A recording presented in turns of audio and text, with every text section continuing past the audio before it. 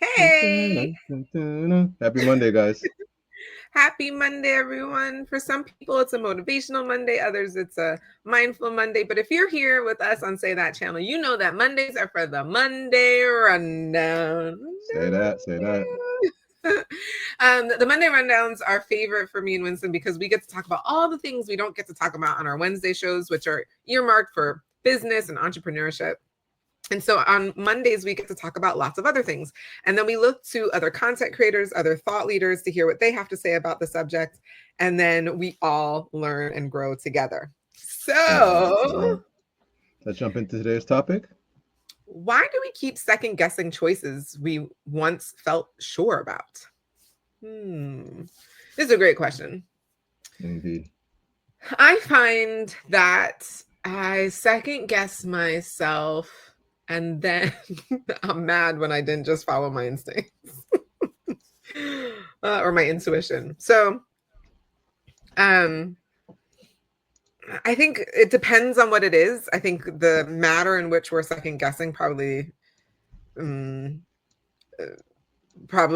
creates this idea like, oh man, but what if I guessed wrong and then the outcome Yeah. is something really horrible or what have you. But like if you're second guessing whether you should, get the red shirt or the blue shirt and they cost the same amount, right? Like that's a little bit different. And I think that's a bit silly. It gets a bit silly, right? But and maybe it's a little bit of decision fatigue and you're just tired of making decisions. And so it becomes harder to do that. But I think for most people, the second guessing, and we jokingly put like, should I text my ex? Yes, you should think about that. Like, I don't know if you should text your ex. And what's the context for that? Like, have you just been drinking? Like, are you high? Right? Like, what is the context in which you are in when you are trying to make that decision? Everyone has different philosophies on exes. Some it's like, yeah, an ex is an ex and you leave them in your past and behind. Some other people are very friendly with their exes and it's completely healthy and normal for their lives and the way that they are. So I think it's unique about the ex situation, but I do think there should be some thought to it. And because depending on your current situation, it may impact your current relationship in a way that you can't Don't foresee. want, right? Yeah. Yeah. Yeah.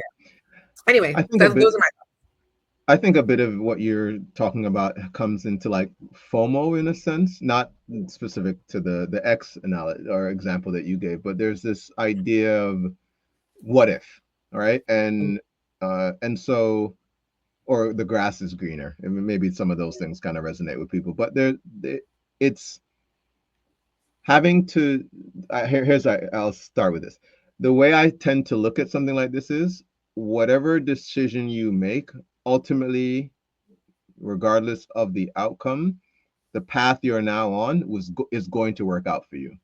If it tends to be like a relationship question, and I know many people may think, or some people may think, there's like one person out there for us and things like that, and I used to think that way, and I guess maybe feel that way, but what I'm learning or have learned is just life is going to ultimately still work out for you. You can be happy with many different people in this world, and much of that is more about you than the person you're with.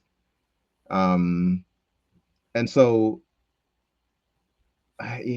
yeah, I just it's just realize you can't go back.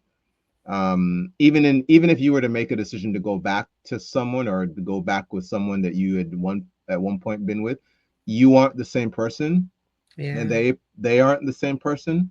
Yeah. So it's not like it's not like what you're thinking about. Those people aren't the same people. You're a new person in this new moment. And so it's not really ever about going back. It's always about moving forward. Life is moving forward for all of us. And so it's actually about just making peace with knowing that the decision you make, this world, this life, is something out there loves us inherently. And so you're going to be okay no matter what.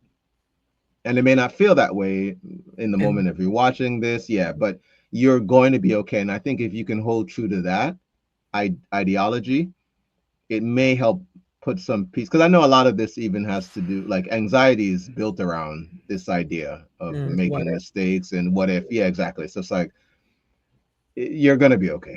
I just want to like give you a hug and let you know you're gonna be okay. But I know it's not just us, right? It is not just us, although I do love the philosophy. Once again, it's a moment where Winston just said he's going to hug you and tell you it's okay.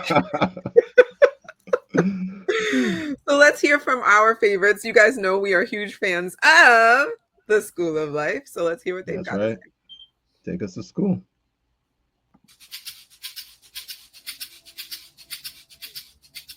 The business of living can be complicated by a particularly exhausting habit, our tendency to question our judgments with the passage of time. What had originally seemed like a clear-cut and soundly based decision can, after a few weeks or months, come under fresh scrutiny and inspire intense doubt, regret, shame, insomnia, and at points, hurried attempts to reverse a decision. For example, a few months ago, it seemed absolutely right to end our relationship. We had the partner's faults clearly in view, and we were certain that these made any sensible plans for the future untenable. But now, we're no longer so sure. We've been on a few dates, and they didn't go too well. We've been by ourselves a lot, and as we've been doing the laundry or walking around the park, we've started to remember how funny and clever, sweet and tender our ex could be. We're wondering whether we should, despite our original recommendation that neither of us should be in touch for a while, perhaps send them a falsely innocent text tonight. Or, last summer, we knew we didn't have a particularly good time at the beachside resort and vowed to stick to a cooler climate next time. But since then, the weather has turned very cold, and just recently, we're finding ourselves curious about returning south next year. Or we told ourselves that we were fully done with a particular career, but we've been reflecting on matters since and happened to bump into an old colleague last week, and are now wondering whether we shouldn't maybe make another attempt. Or a friend from university has suggested a meal. We found them rather self-centered and dull when we last saw them a decade ago, but they sounded snarky in their invitation, and we've agreed to meet them for lunch near the station next week. In such instances, it can be useful to keep a broad principle in mind. The further away we stand from the moment when we took a decision, the more our judgment is likely to be clouded and corrupted. And this is because of a feature of our minds that in most areas serves us extremely well, our capacity to let go of pain. The very faculty that means we can effectively mourn the death of a pet or a loved one, or get over a bankruptcy, or endure a drop in income, also means that we're likely to revise our views of an ex we worked very sensibly to eject from our lives, or that we will know within 5 minutes of re-meeting an acquaintance that they are as maddening as they ever were. We pick apart and dissolve our judgments because we cannot keep a clear eye on the powerful incentives we come under to do so, because we don't notice how indigestible certain truths have become. We abdicate to doubt under intolerable, irrepressible degrees of loneliness and sadness, isolation and confusion. Of course, we're going to start to question our views of our ex's strengths and weaknesses after 7 weekends substantially on our own, being humiliated on dating apps. Of course, we won't remember our friend's dispiriting character when we would so love to have a flourishing social life. When we wake up and wonder if we've been unfair or hasty, the sternest, most reasonable part of us should know to grab the controls and ask whether a revision to our views is likely to be accurate or simply convenient. Despite all the pressures we're under to believe otherwise, we should place our faith in the wisdom of a well-worn dictum. Trust what you knew then, not what you feel now. I think that should be a motto. Trust what you what you felt then. Trust what you I believe knew then, then, not yeah. what you feel now. Mm-hmm. I think that's totally You, relatable. you know why that's, and this is definitely the entrepreneur in me that popped up there, and it's so funny because before we got on today, we had talked a little bit about the whole getting a job and whatever, going, not that things, not that that's wrong or anyone wanting to create some sense of financial, I'll use the word stability loosely, with that, but it does beg. I know that I've come to that point as well at times when just in our entrepreneurial journey, building businesses, our publishing company, things like that, and thought to myself, man, if I make the decision to go back into the workforce, is the time I'm gonna have to give to that worth, just for the pursuit of money, which is really what it would be in most cases for myself, more than me dedicating that time to building a dream or a vision that that we're working on. And I know for myself, that's something that does come up, and it is something that when you're looking at your bank account, you're like, oh man, but I know that steady check, that kind of thing. So I like that they touched on that slightly. And I know maybe it wasn't an like Janelle would say, gala apple to Macintosh example, but it is one of those things that you do have to question yourself, similar to maybe even in any relationship decision.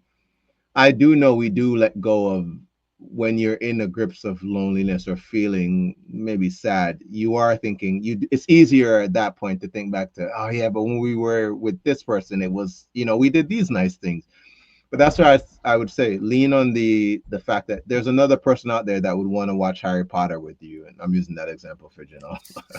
But or do some of these other things that you'd love to do, and trust that if you go back to that other person, you aren't going to make room for the new person, So I'll add that. I really enjoyed this video. They always do a great job.